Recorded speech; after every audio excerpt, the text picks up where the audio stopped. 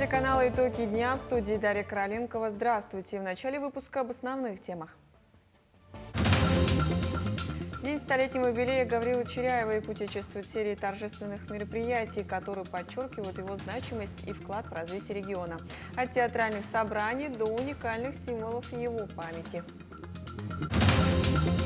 1 мая без парада. Вопросы безопасности и антитеррористические рекомендации привели к отмене массовых мероприятий в Якутске. Современная медицина на страже здоровья детей. Сегодня неонатологи, педиатры и специалисты по орфанным заболеваниям обсудили современные проблемы и достижения в области детской медицины. Кубок главы Якутии собрал сильнейших спортсменов России. Заключительный этап всероссийского турнира по классическим шахматам проходит в Якутске. Якутская кинематография на высоте. Диодорова против течения блистает на столичном показе. В легендарном кинотеатре «Иллюзион» состоялась премьера долгожданной картины Сандала Баишева. День столетнего юбилея выдающегося политического и государственного деятеля, участника Великой Отечественной войны Гаврила Иосифовича Чиряева в Государственном театре оперы и балета состоялось торжественное собрание общественности Якутии. Подробности далее. Руководство Гаврила Иосифовича ознаменовалось значительными достижениями в экономическом, социальном и культурном развитии республики. Он оставил глубокий след в истории. Под его руководством были созданы ключевые промышленные объекты. Развивалась наука, культура, образование и инфраструктура. Мы с благодарностью вспоминаем всегда его имя. И сегодняшнее мероприятие – это всего лишь маленькая доля, маленькая дань той памяти и той благодарности, которую якутский народ испытывает к своему руководителю. Особое внимание он уделял сохранению национального наследия, поддержке коренных народов Севера и развитию талантливых кадров. Колоссальный авторитет среди руководства Советского Союза.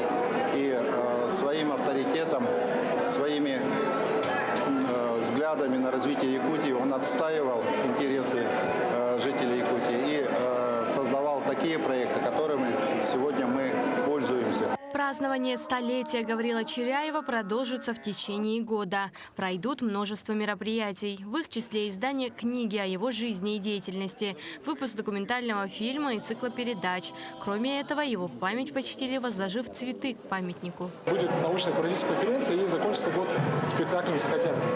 Все это делается для того, чтобы наши зрители, современники, молодые люди, молодое поколение видело и понимало, как развивалась республика. Это важно знать.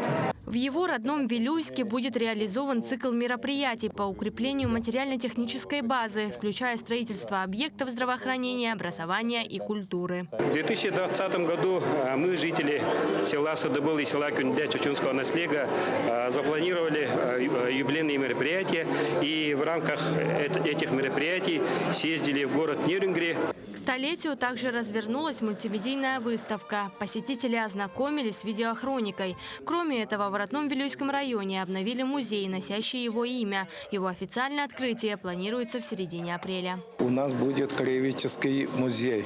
Здесь будет родина об родине Гаврила Иосифовича и о жителях, людях, которыми он общался, среди которых он вырос. Также летом будет проведен молодежный десант по районам, а в июне откроется стационарная выставка в Якутском музее истории и культуры народов Севера. Даяна Федорова, Георгий Григорьев, Якутск. Переходя от культурных событий к уникальным достижениям в промышленности, в сокровищнице Якутии также отметили столетие со дня рождения Гаврилы Чиряева, представив алмаз, носящий его имя. Драгоценный камень был добыт в 1995 году на руднике Трубки Удачной, и в этом же году был назван в память первого секретаря Якутского обкома КПСС. За время своей работы Гаврил Чиряев значительно продвинул промышленные фонды республики. Под его руководством была организована работа по формированию южно-западного и центрально-якутского территориально-производственных комплекса. Кроме этого, приоритетным направлением стало повышение эффективности геологоразведки, благодаря которой в дальнейшем были открыты множество месторождений. трудом, своим упорством смог убедить руководство страны, что республике необходимо развитие промышленности, необходима индустриализация. И благодаря этому на данный момент у нас есть город Нерюнгри, есть угольная промышленность, работает алмазная промышленность. И благодаря этому поступают доходы в наш бюджет. И мы доходы нашего бюджета можем направлять на социальную сферу нашей республики. Алмаз хранится в нашем государственном фонде ценностей. На данный момент на территории Российской Федерации государственный фонд ценностей создан только в республике Саха-Якутия. И алмаз, который носит имя Гаврила Чиряева, будет находиться на постоянной основе в Государственном фонде ценностей нашей республики. Продолжая тему празднования, в Нерюнгри также отметили 100 лет со дня рождения Гаврилы Чиряева. В городском парке его имени прошел торжественный митинг, на котором собрались представители местной администрации, молодые активисты и жители города. Подробности далее. 4 апреля – знаменательная дата для Нерюнгри и всей Якутии. Исполняется 100 лет со дня рождения выдающегося государственного деятеля Гаврила Чиряева. Вся его жизнь была посвящена служению людям родной Якутии и стране. Его трудовые заслуги – это новые города, стройки и забота о человеке. Гаврил Иосифович Чиряев в военное время достойно пронес звание коммуниста. С него можно брать пример достойной жизни. Гаврил Иосифович Чиряев – великий сын своего народа. В городском парке имени Чиряева в Нерюнгри у его бюста прошел торжественный митинг, где вспомнили заслуги Гаврила Иосифовича, возложили цветы, после чего все присутствующие, объединившись, исполнили национальной осохой – танец дружбы, мира и добра.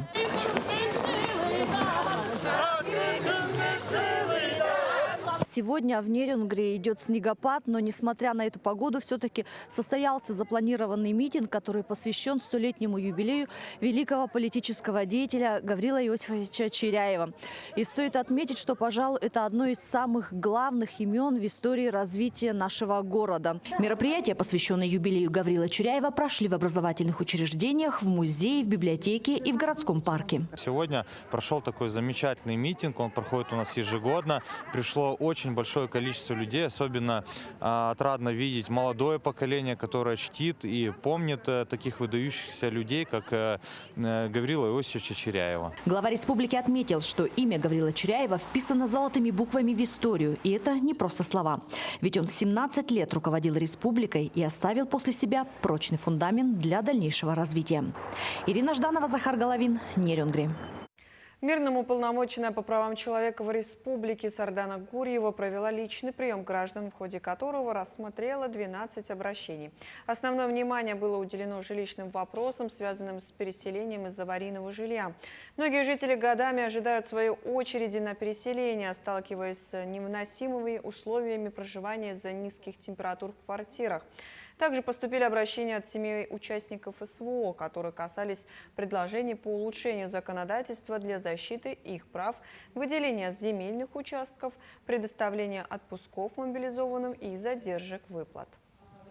Вопросы, которые касаются и выплаты денежного довольствия, в силу того, что где-то там происходит определенные сбои. То есть мы видим, что по-прежнему есть запрос на внимательное отношение и внимательное рассмотрение каждого вопроса, который поступает от семьи участников специальной военной операции. Это и касается вопросов защиты детей, участников специальной военной операции. Это касается и вопросов совершенствования законодательства. В Якутске вновь принято решение отменить традиционное первомайское шествие. Об этом стало известно 4 апреля на заседании Совета Федерации профсоюзов республики. Причиной отмены стали вопросы безопасности и антитеррористические рекомендации, озвученные правоохранительными органами. Председатель Федерации профсоюзов Якутии Николай Дегтярев сообщил, что до завершения специальной военной операции проведение массовых мероприятий в городе будет приостановлено. Аналогичные решения приняты и в других городах России. Якутия вошла в число регионов с самым высоким приростом качества городской среды в России. По данным индекса качества городской среды за прошлый год, который был рассчитан для 1116 городов страны, все населенные пункты Якутии продемонстрировали заметный рост показателей по сравнению с исходными данными. В прошлом году Якутск, Томот, Алепминск, Покровск и Нюрба увеличили свои индексы на 70 и более баллов. Вилюйск, Удачный, Верхоянск и Нерюнгри показали прирост более 60 баллов, тогда как Алдан и Ленск улучшили свои показатели более чем на 50 баллов.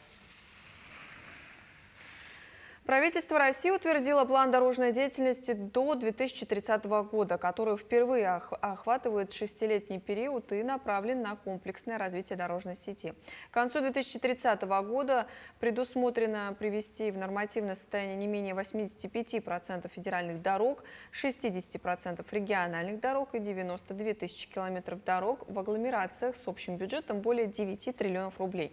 В Якутии в рамках нацпроекта «Безопасные и качественные дороги» инициировано президентом России с 2019 по 2024 годы уже приведено в нормативное состояние более 1430 километров региональных дорог. В эти дни Национальный центр медицины республики провел сразу 2 крупные научно-практические конференции. Так, в стенах Республиканской больницы номер 1 собрались неонатологи, педиатры и даже специалисты по орфанным заболеваниям. Подробности расскажет наш корреспондент Саргалан Неустроева. Вы знали, что в Якутии насчитывается 89 детей и взрослых с так называемыми орфанными заболеваниями. Такими называют очень редкие патологии. К примеру, прогирия Хатчинсона-Гилфорда. Это синдром преждевременного старения. В нашем отделении накопился некий опыт ведения пациентов с прогиреей, их 6.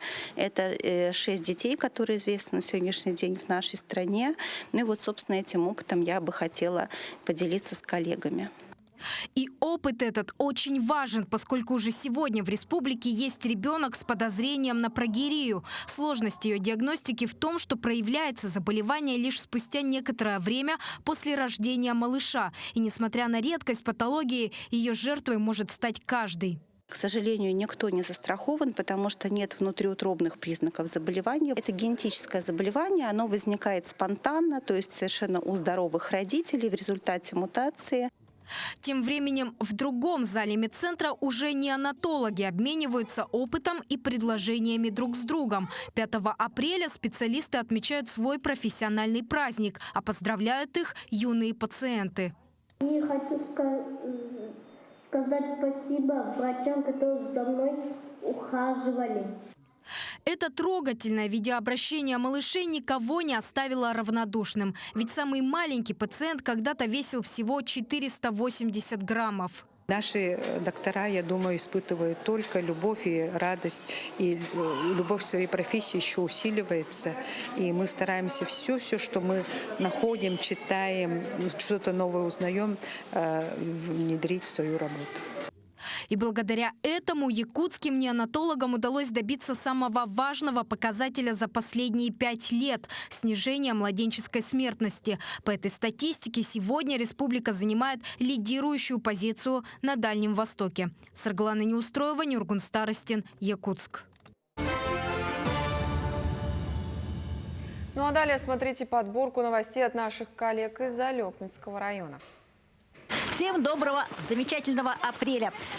Солнышко, капель, и буквально скоро нас порадует наше замечательное, короткое, но очень теплое лето. Ну а перед летом Алёпинскому району предстоит встретить весеннее половодье, впрочем, как и другим районам республики. Буквально недавно завершила свою работу комиссия по чрезвычайным ситуациям республики, в составе которой работали представители министерств и ведомств, отвечающих за безопасный пропуск паводковых вод. Сегодня мы провели заседание рабочей группы с комиссией по чрезвычайным ситуациям на СЛЕГа. Провели подготовку к безопасному пропуску паводковых вод, а также пожароопасному сезону 2025 года. Проверили готовность сил и средств. Также комиссией были проведены материальные резервы, пункты временного размещения. Как мы уже и говорили, скоро лето, но перед летом предстоит немножечко убрать снег. Часть его уберет солнце, ну а часть нам обещали убрать соответствующие службы.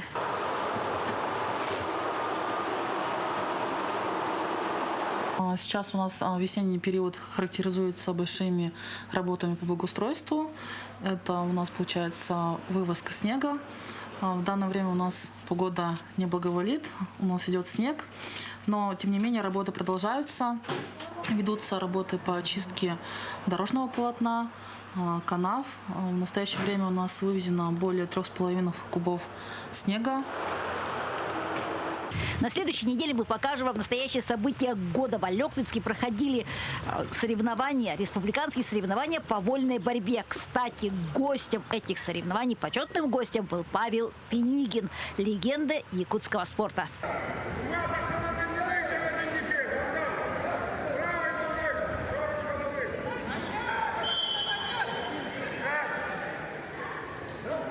Для участия в соревнованиях в Алекминский район прибыли представители 11 районов республики, городов Ленск и Якутск. Среди почетных гостей Павел Пенигин, чемпион Олимпийских игр «Гордость Якутии».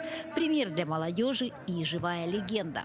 Живая легенда в Алекминске, и можно было не только поговорить с ним, но и взять автограф. Мне очень понравился особенно финальная встреча. Это была такая драматичная. Некоторые юные борцы от обиды плакали. Это хорошо. Значит, в следующий раз они будут побеждать. Я рад, что меня пригласили здесь посмотреть этот турнир. Я как вице-президент Федерации спортивной борьбы республики очень доволен, что именно каждому лучше должны провести вот такие республиканские турниры по вольной борьбе среди младших юношей, среди старших юношей. Тогда у нас будет резерв, у нас будущие чемпионы будут расти. Подробнее об этих событиях и не только об этих смотрите на телеканале «Якутия-24». Оставайтесь с нами. Сегодня с вами был Алекминский филиал «Чароид», Елена Фаст и Максим Копылов. Всего доброго. Проводите зиму как следует. В честь 75-летия со дня рождения Марфы Колесовой, яркой артистки, завоевавшей сердца по всей стране, в рамках юбилейной декады прошел большой концерт. Марфа Колесова, известная своим неповторимым голосом и как первая женщина-жонглер Якутии, оставила значительный след в якутской эстраде и цирке.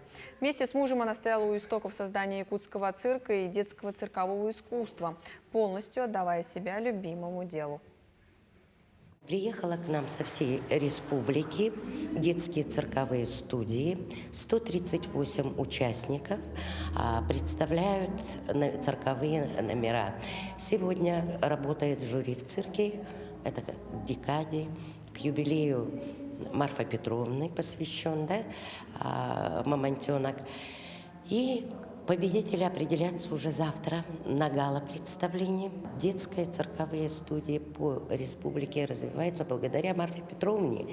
Когда-то она была директором детской цирковой студии. К 400-летию Якутска, которое будет отмечаться в 2032 году, город ожидает значительное развитие спортивной инфраструктуры.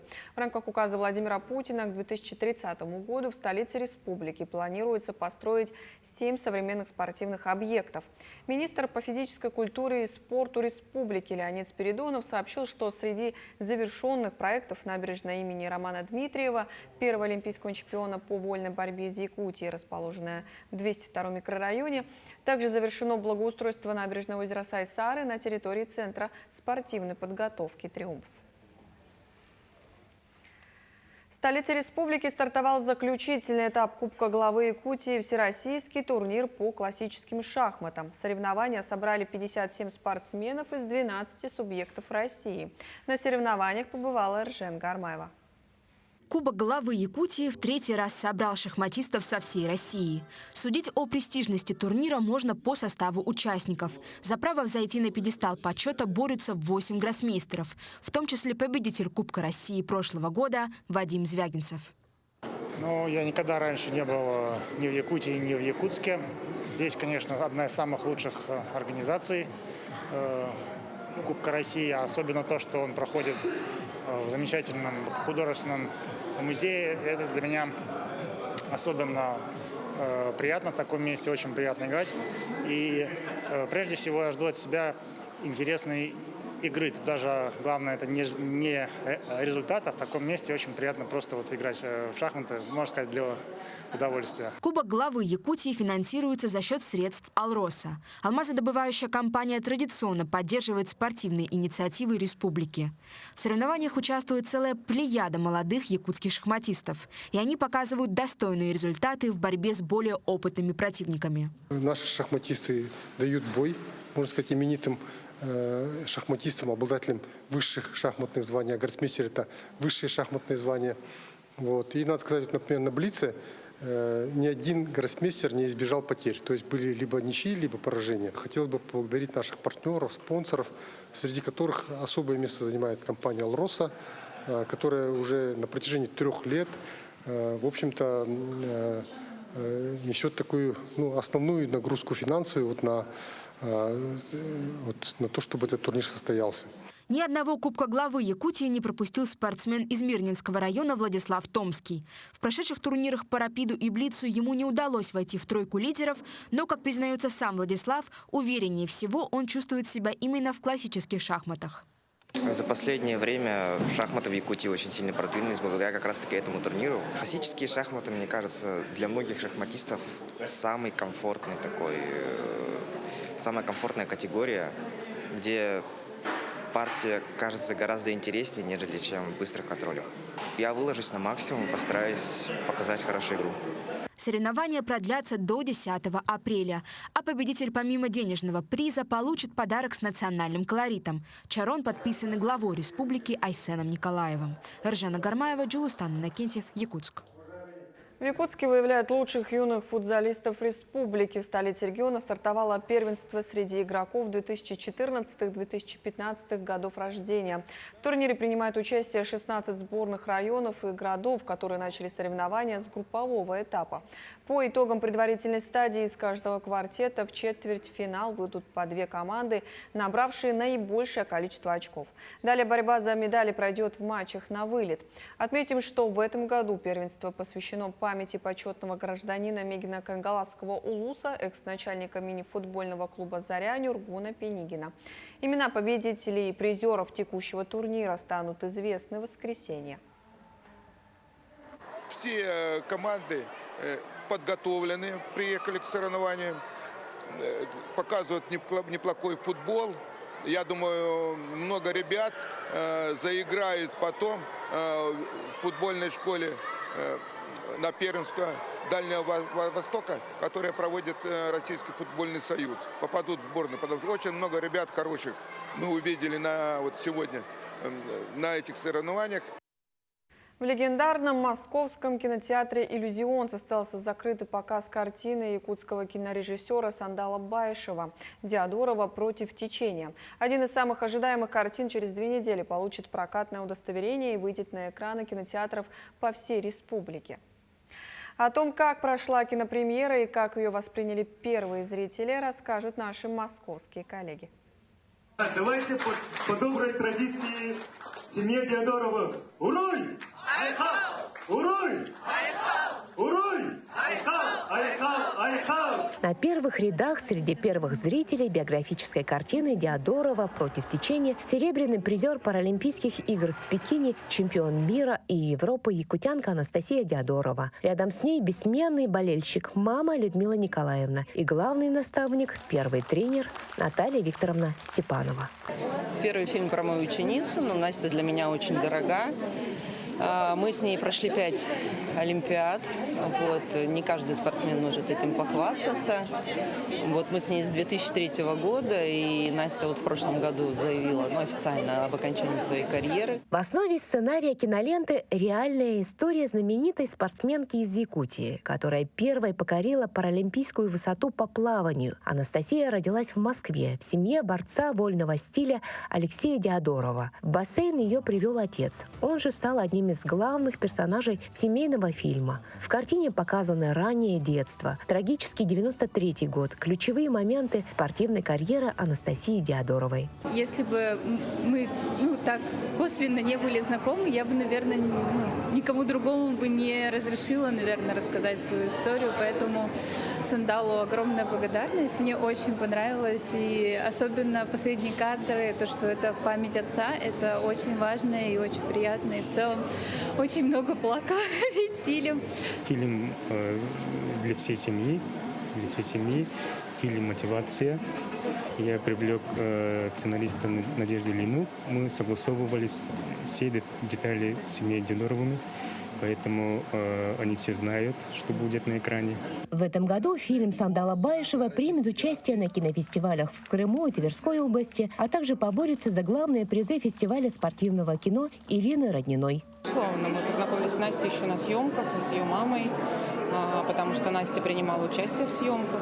Это не просто спортсмен, это спортсмен-герой, потому что такие люди, я повторюсь, они безусловные герои нашего времени. Такие люди заставляют других людей идти вперед, верить в свои мечты, побеждать и становиться лучше. И внимание нужно уделять таким фильмам больше. Картина о силе духа, о семье, о спорте. Тематика картины подходит под многочисленные кинофестивали. И я тоже очень люблю якутское кино. Уже много лет его продвигаю на различных платформах. Знакома, не знаю, наверное, практически со всеми кинематографистами Якутии. Такой адепт якутского кинематографа. Поэтому очень постараюсь на несколько фестивалей картину обязательно показать. Прокат спортивной драмы на больших экранах стартует в Якутии 17 апреля. Туяра Константинова, Айтал Байтунов, Москва. Таким увидели этот день наши корреспонденты. Но я с вами прощаюсь. До встречи.